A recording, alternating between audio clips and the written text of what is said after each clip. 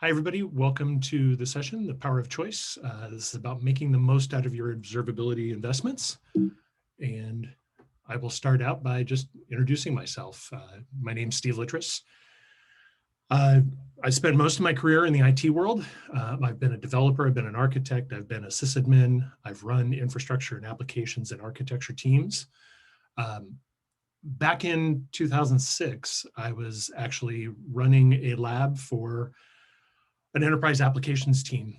So I was supporting about 300 configuration experts and developers. And I was constantly getting peppered with, hey, this isn't working or something's wrong. And it became really frustrating, both for the people I was supporting and myself, that we just couldn't keep the environments up in a good way. Well, I happened across a Google ad for a company called Splunk that sold themselves as a super grep. And I downloaded it and fed my logs to it. And all of a sudden, every morning I could come in and type error and I could see what was going on in my environment. And it helped me actually get on top of the problem. And I went from being the guy who was getting beat on by everybody to the rock star. Like all of a sudden the environments worked really well. Nobody ran into problems. The power of logs at that point totally compelled me, and I was hooked. I've been espousing the use of logs and observability data ever since. Back in March, I joined a company called Cribble as their lead evangelist. And great timing, all of a sudden travel went out the window and nobody goes anywhere anymore. So I'm super excited to be talking to you guys today because it's nice to be able to do my actual job instead of all the other stuff I've been doing. I'm going to start by positing that the choices we have to make in the observability world are just simply too sticky. And by that, I mean, we have a ton of data, right? Data worldwide is growing 25% year over year. I saw a stat recently that said we've, as a species, have created more data in the last 2 years than in all of human history. And that's just continuing to grow. That data is hard to move. The speed of light gets in our way. And when you need to move data around, moving terabytes or petabytes of data from system to system or data center to data center or data center to cloud or whatever becomes really, really complicated and really slow. Moreover, a lot of these systems that we used are really kind of closed systems, though they may not be officially closed systems. A lot of them make it really hard to get data out of those systems. So if you need to use it for a different purpose, it's hard to do. If you want to take data and put it into another system for some other kind of analysis, it's rather challenging. And on top of that, when we build enterprise observability systems, we have to build a set of expertise for them. And that means investing in training for your team or investing in hiring to bring in team members who can handle that system. That all makes it very hard to move from one product to another or one system to another. I'm going to talk about 3 different choices that I think bind us. And the first one is data retention. Retaining a lot of data helps us deal with undiscovered problems. It allows us to go back in time and find out what's happened in the past and what might be affecting us now. But unfortunately, if you're like me and you started out in bringing in Splunk, you were using it for your own purposes, and all of a sudden the security team got aware of it, the compliance team got aware of it, and instead of just putting in the logs you need, all of a sudden now it's become a system of record for kind of all the logs in the company. So hoarding that data actually makes the data less valuable. It makes it harder to get at the data that you want. Doing the retention within the log store is incredibly expensive. I'm going to use an example here. I like to use AWS pricing and systems because it's a fully published price list. It's easy to do apples to apples comparison. But make no mistake, the same economic issues or factors are in play with both other cloud providers as well as on-prem. Now, on-prem, the numbers are going to vary a bit because it depends on the kind of technology you use, the purchasing power you have around that technology, how much you spend on it, how you configure it for things like deduping and compression and all that. So doing this model with on-prem it's very hard to do. So instead, I just use AWS data. So let's take an example of an organization that ingests a terabyte a day of log data.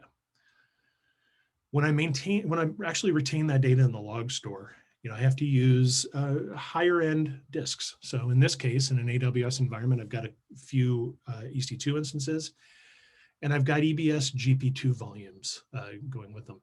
Now, if you're not familiar with EBS, the GP2 volume is basically the general purpose SSD volume. So it's not the slowest offering they have, but it's really the baseline for anything that's going to require random access.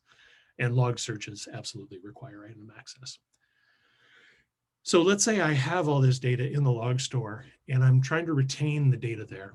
And I look at the cost. If I'm just doing 30 days, like back when it was just me, right, before everybody caught on to the value of the data, I'm spending about $3,000 a month in there, right? It's about 30 terabytes on volumes at about 10 cents a gigabyte. But when I start needing to retain a lot more, that price grows linearly. So, if I need to keep that for 12 months, that's about $432,000. That's material money, right? I can usually get $3,000 a month, through a budgeting cycle without really a whole lot of oversight or justification. But when it gets up to 36,000 a month, or 400 plus a year, 400K plus a year, that's a little harder to do. So all of a sudden, the retention costs are kind of through the roof. Moreover, maintaining all that data in the systems themselves is complex. So I may have all these volumes, but EBS has volume limits. So, the maximum volume can only be 16 terabytes. So I'm going to need to join those volumes together more than likely in a RAID array, which means I'm going to take on additional overhead of managing that RAID array. I need to manage it. I need to deal with troubleshooting it. It's an extra piece on top of everything we have to do day to day. But because that data is spread across a RAID array, I now need to make sure that I have crash consistent backups of it. So I start using snapshots. Well, AWS snapshots are great, or EBS snapshots are great. They work really well.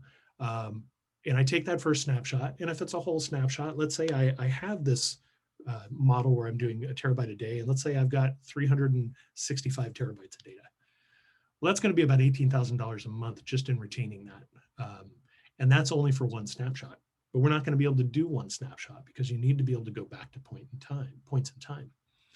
You may have a policy that says, I want to do a weekly snapshot. I want to do 7 dailies and a weekly, whatever that is. It's kind of going back to kind of old backup policy, but you're going to do multiples of them. Once you do that, you need to manage these snapshots in a way where you can get back to them anytime you want. So you need to use tagging or some other mechanism to be able to say that all 4 of these snapshots of a given set are part of a set. It gets very complicated very quick. Now, this also gets really complicated in the on-prem environment. Now you've got storage devices that you're presenting a lot of storage to given servers. You've got backup issues. Backing up that much data on a regular basis without a snapshot capability can really take up all of your backup infrastructure, cause you to miss your backup window. You're always behind. It's a struggle.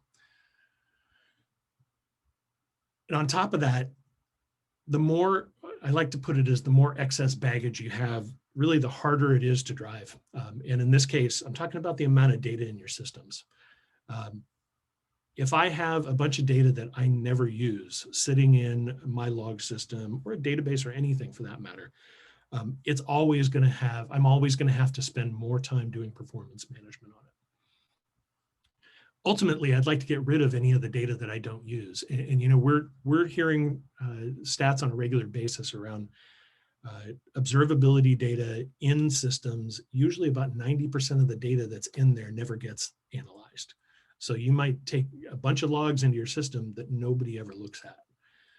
But because you're using the log system as the means for retention, you have no way to really deal with that. So performance management becomes another challenge. Another choice that I believe binds us is the drive towards standardization. Now, most IT organizations, they really want to standardize because it limits the complexity of their environment. It limits the number of tools they need to manage, the expertise they need to build, the interactions that they need to manage on top of that. But unfortunately, that standardization effort can also limit the flexibility of the organization. If you've ever planned or been involved in the planning of a wedding, you know that a wedding cake is ridiculously expensive. If you go buy a regular cake, it's pretty cheap. If you add the word wedding to it, it becomes a lot more expensive. I liken that to, I liken enterprise software to wedding cakes. If you look at a lot of the SaaS providers out there, if you go to their pricing pages, you'll see that if I just do the basic, I only pay a certain amount. But if I do the enterprise version, I pay a major premium on top of that. And there's good reason for that. Enterprise software is set up to work in the enterprise. It has features that you need for an enterprise, like SSO and all sorts of other things. But it is definitely expensive. And when you look at a lot of these ELAs that you get from a lot of the vendors out there, they'll throw in a bunch of tools that you may or may not use. So all of a sudden you have a bunch of surface area you have to manage that you didn't really ask for. And maybe it's good, maybe it's bad, but it is indeed, either way, it's more stuff you have to manage too. Now, if you've ever been through a license audit with some of these systems, there's some of these companies, I'm not going to name names, but there are a number of companies that will use license audits as a revenue source. These audits take time. Inevitably, they find maybe a little bit in your environment. I've never heard an audit not find something, but you as an IT company or IT department, or just the company in general, you have to dedicate resources to these audits because you need to work with the auditors. So it takes resources away from you and it takes treasure away from you. Those two things are really kind of a key points of lock-in for me, but the other piece is going back to this expertise side of things.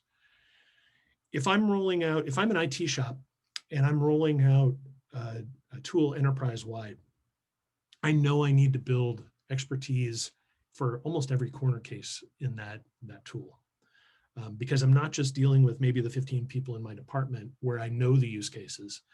I'm dealing with my whole 10,000 person company or however big it is.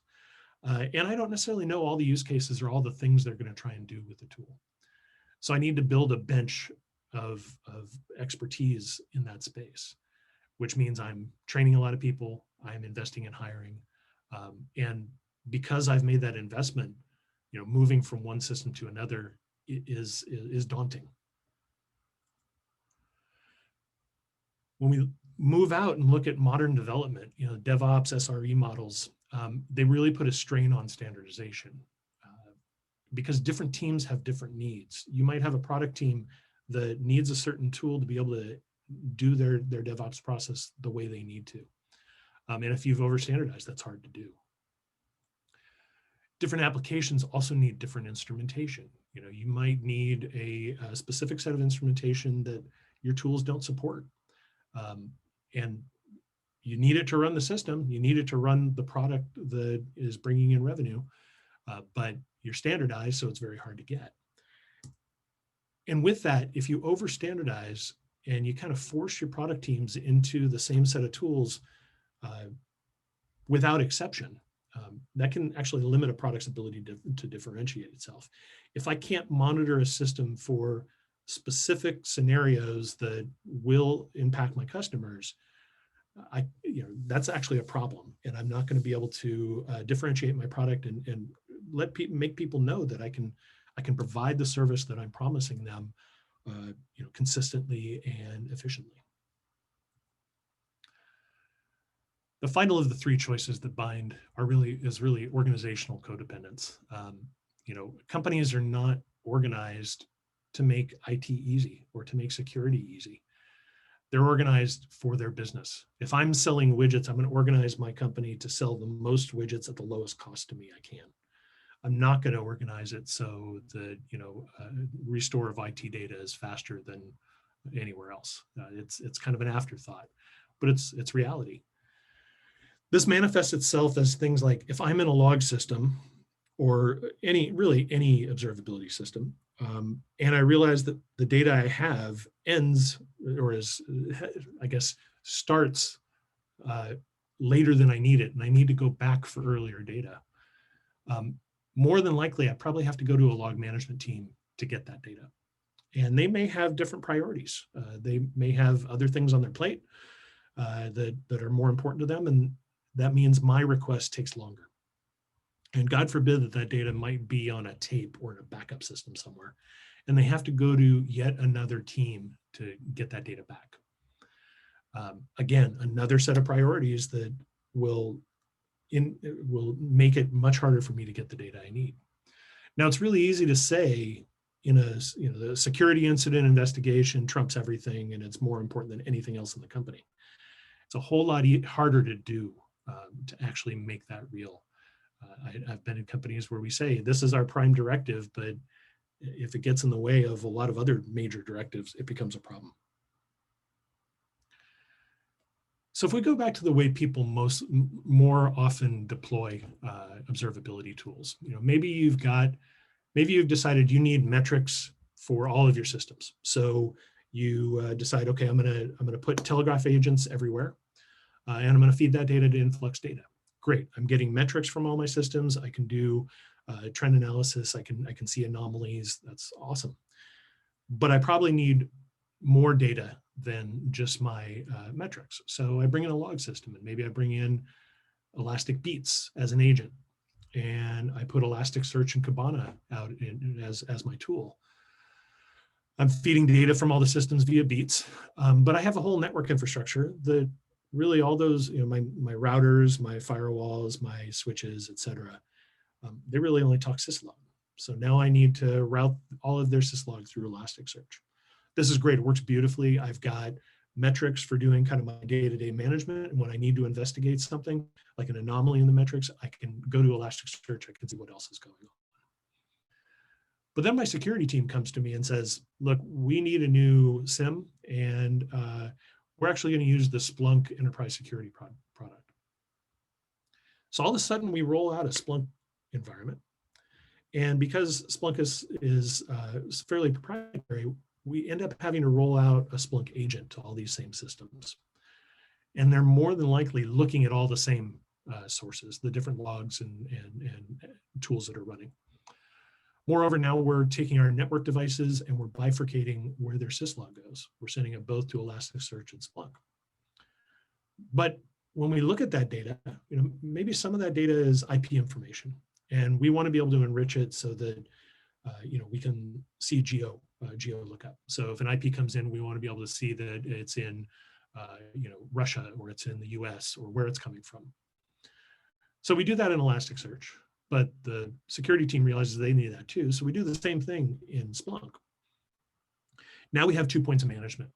We have probably a MaxMind database in each one. And if we upgrade one and forget to upgrade the other, all of a sudden we have diverging data. Moreover, if we do any other enrichment, it's at that end tool. And we, again, have the possibility of diverging data between the two.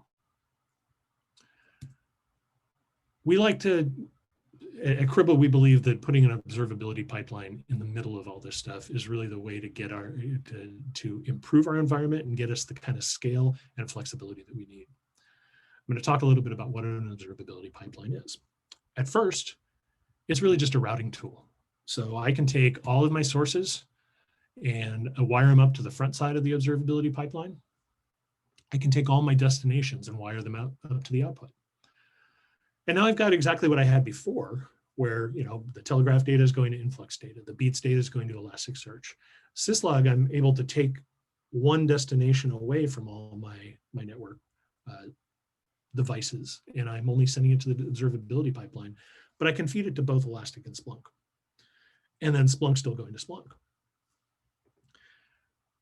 But now, because I can route this data, if the security team realizes that they actually want to see some of the metrics, I can take that telegraph data and I can also route it to Splunk so that they have it in their SIM. They have it available to them. But moreover, an observability pipeline has transformational capabilities. And that allows us to do things like two different destinations that have want to get the same data, but need it in just a little bit different format. Like for instance, Splunk might need a couple bits of metadata added to it to make it work efficiently. Elasticsearch might need a different set of metadata. Because I can do transformation now, I can actually tailor the data to the destination. And that means that I can take the data from the Beats agent and send it to Splunk, allowing me to get rid of an agent. Pretty powerful. But then going back to our archive or our retention issues, I can also add a cheap archival solution like an S3 bucket here. I can, in an observability pipeline, I can send data at any point to this archive. So maybe I want it, I want the archive to contain the logs as they, exactly as they come in. I can do that. I can send it before we've done any modifications to it. I can send it after it's enriched. I can send it at any point. But now I have a full fidelity version of all of that data in a cheap source. Sorry, inexpensive source. I no longer really have to keep all that retention data in Elasticsearch or Splunk. So I can get rid of a bunch of infrastructure that I'm running on the back end because now maybe I only need 30 days or maybe I need 15 days, depending on my policy. But I get to drop that entire retention period in those tools down, and that allows me to optimize the tools. On top of that, because I have this full fidelity version of it, all of those logs that I mentioned that nobody's reading, all of that data that's coming in that nobody's looking at, I don't have to send it to the tools. I can keep it in my archive. Now, if I have a mechanism to pull that data back in at will, any of that data, I can target that data or pull it all in and run it through the observability pipeline, all of a sudden my choices become kind of unlimited. If I move my enrichment over to the observability pipeline and in doing that transformation capability, I do my geo-IP lookup once. I send it to Elasticsearch, I send it to Splunk. If down the line I realize, I'm looking up the wrong thing or I'm using a bad version of the database and I need to refill all that data. Well, because I have the full fidelity copy down here, I can easily play that data into the pipeline, re-enrich it, and send it to the destinations. So I have a lot of power at my behest to be able to change choices I've made. And that's true about not only enrichment, but also reducing that data. If I got too aggressive with the reduction of data or cleaning up data, I can always go back and fill it in from the archive. On top of that, when in the observability world, if I want to look at a new tool, let's say somebody comes out with a next great Splunk competitor, and I want to look at it side by side. Typically, the way organizations are going to do that is they're going to bring it in, they're going to put it in a lab. They're going to feed some data to it. It's not going to be anywhere near the amount of data they feed to their observability systems on a regular basis. So they're not going to see how the tool works at scale. It's also in a lab, so they're only going to see the events that are happening in the lab. They're not going to see what their enterprise really looks like. But with an observability pipeline, I can take that shiny new tool, I can plug it into this pipeline, and all of a sudden I'm delivering the exact same data at the exact same scale to this new tool that I am to Elastic or Splunk. So I can look at the tool, I can do my evaluation as a complete apples to apples comparison. Now, a number of years ago, I was running enterprise architecture for a Fortune 1000 company, and we had a problem with our BI environment. We had a lot of our internal customers needed more out of it than we could provide. And we were trying to keep the tools that we supported down to a minimum, for the reason of having expertise in them and whatnot. But we had individual departments that wanted to use different tools. Like one department wanted to use Tableau, one department wanted to use Power BI. Another department wanted to shove all that data off into Domo. When we looked at that, we realized we were actually holding the business back. And it wasn't a matter of having to support those tools, because those teams were actually supporting those tools themselves, but they were doing what I'd call kind of unnatural things to get the data in there. They were going to our existing BI environments. They were taking data that's already kind of cooked and exporting it out and then manipulating it again. Really painful and missing a lot of context at that point. So we brought in a data virtualization tool, and we decided that we were going to create a demarcation point. Now, if you're not familiar with a demarcation point in the network world, it's really like that spot in your data center where a telecom line comes in, and maybe it's a switch port, or maybe it's a port, maybe it's a punch down block. But it's the point where the vendor hands off the responsibility So they're responsible for everything behind the demarc, and then the consumer's responsible for everything in front. So we use that same concept where we said, we will provide the data to this data virtualization tool. We'll guarantee that it's right, that it's correct, that it's has all the metadata it needs, et cetera. And then you plug your tool into there and you do what you need to do. But here's your responsibility in that.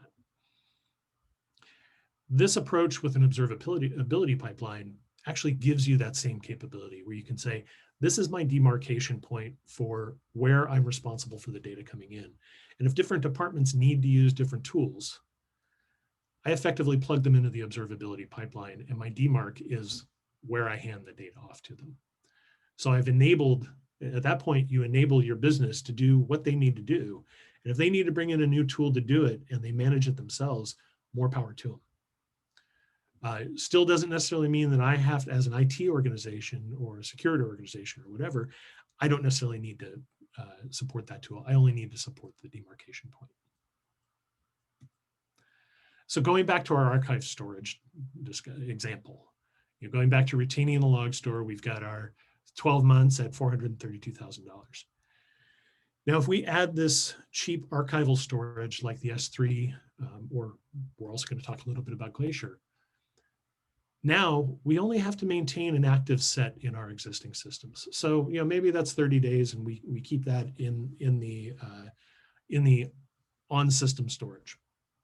But we add these archival tools like S3 and Glacier, and immediately we can see dramatic reductions in the cost of that data.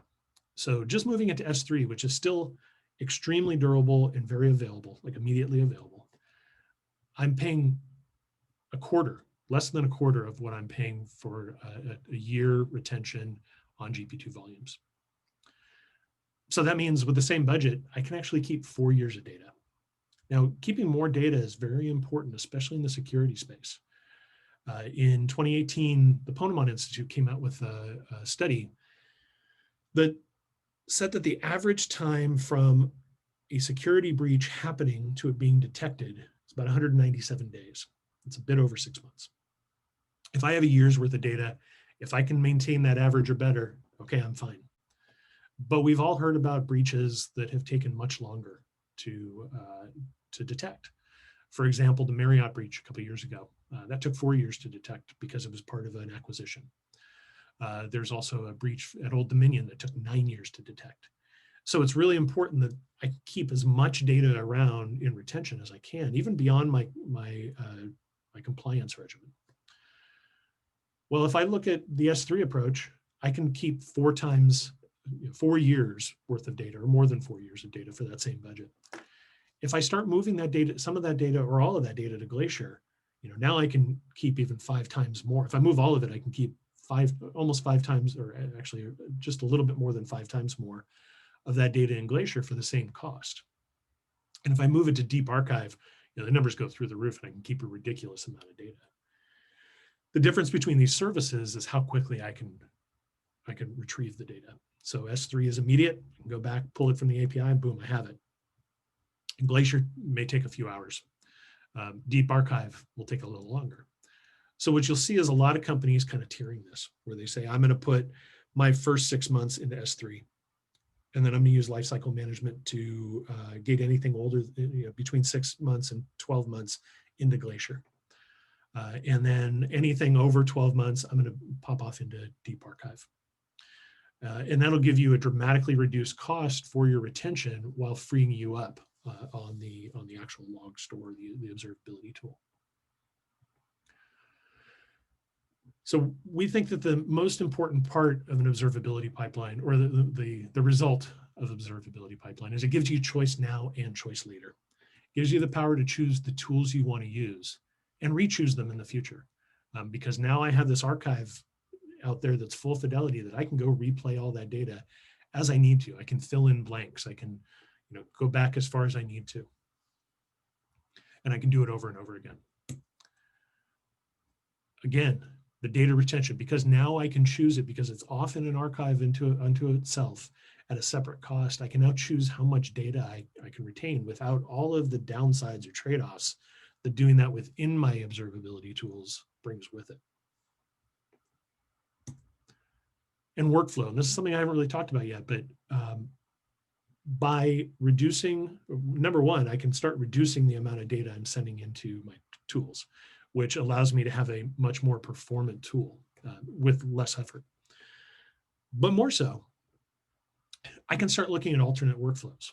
Like maybe if I give this system, make this system available, and I give my end users the ability to go replay that data, all of a sudden I can just give them only a little bit. I can have a little bit in there and they can go retrieve all the data they need. They get around the organizational issues. They don't have to come to me or a log team or the backup team to be able to get their data. They can do it on the fly. But it can also kind of move to a more advanced workflow. And I'm thinking along the lines of, I have my InfluxData and Telegraph showing me metrics. When I see and in that, I'm not sending any data to a logging system, or maybe I'm sending a little bit. Then I see an anomaly in the metrics, and I, basically have tooling that figures out that goes back to this set of servers. Well, why not fire off the ticket to the engineer, and then at the same time start pulling data from those systems and put them into the log system, so that by the time the engineer gets to the ticket, he or she has the data in front of them. And because we're not feeding that data on a regular basis, that system is very performant. You could even take it further. You could say, why even put it in my enterprise system? Why not spin up an ephemeral instance of these tools just for the investigation and then kill them afterwards? It really opens up a lot of options for your workflow and how you might want to change things. Now you can implement an observability pipeline with open source tools. Our CEO, Clint Sharp, has a blog post on our website that kind of walks you through the journey of doing this. But it really kind of starts with things like NiFi, Kafka, and FluentD. And maybe you roll those out.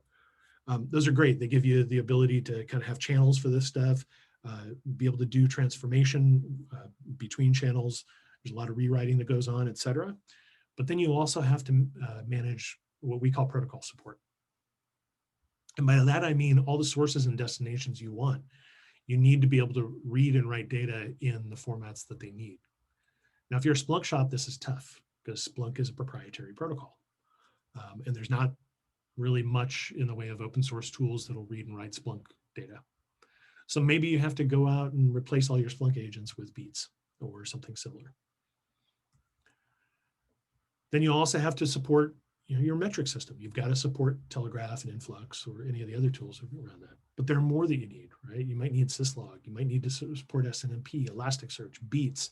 The list goes on and on.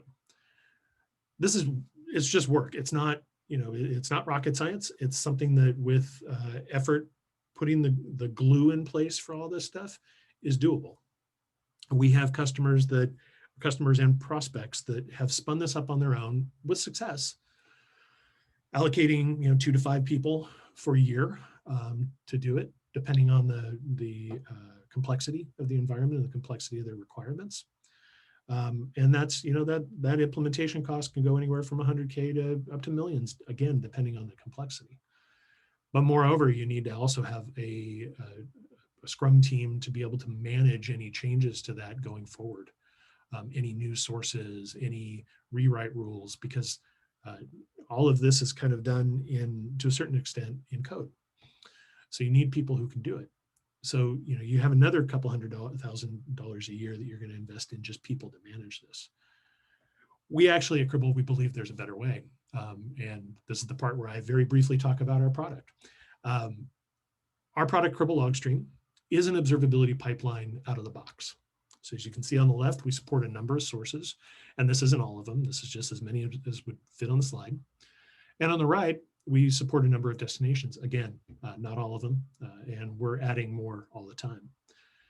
But we have the ability to do processing on data as it comes in a pre-processing pipeline. So if I need to normalize data that's coming in, if I have a flaky source that I need to kind of manage the data around, I can do it there. I can also do post-processing so that if I need to write specific metadata fields or revamp the data into a specific shape for one of the destinations, I can easily do that. But at the heart of it, we have this capability around routes and pipelines. A route is exactly what it sounds like. It's I'm going to take data from this source, I'm going to put it through this pipeline, and I'm going to shove it into this destination. A pipeline is really a set of functions to do transformations. So that's your GeoIP, that's parsing, that's doing redaction and encryption on logs where you need to protect personally identifiable information. It's a tongue twister every time I try it. You can also do things like, it's where you do things like clean up data that's redundant. Great example, there are a number of logs out there, one of which is AWS Lambda logs, where they need to represent the same data in two different places, so they really have duplicate fields. You can clean all that up in here, so that you're not wasting space on the end destination to do that. We also have the capability to do what we call data collections, and that's exactly what I'm talking about with the replay of archive data.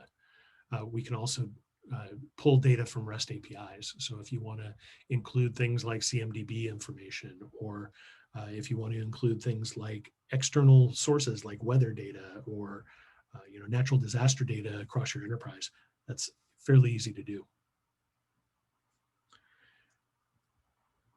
So that's really observability pipelines in a nutshell. And if you're interested, I'd love you to come visit us at the Cripple booth to learn more about it. And with that, I'll thank you for your time. I hope this was useful, and thanks.